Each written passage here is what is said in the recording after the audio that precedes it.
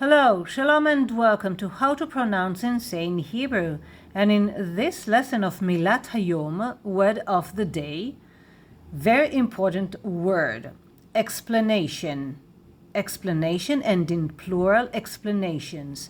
And in Hebrew, explanation, הסבר, הסבר, הסבר, הסבר, הסבר.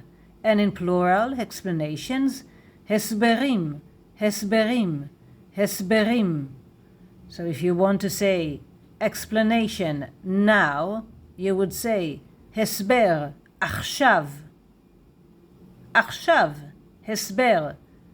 I want to know. Explain to me. תסביר לי. תסביר לי. הסבר, עכשיו. All right, relax. You'll find links in the description box below of some interesting lessons, alphabet, Niqqud, derived stems, pronouns, and more. And until the next explanation, עד ההסבר הבא, להתראות בקרוב. See you soon.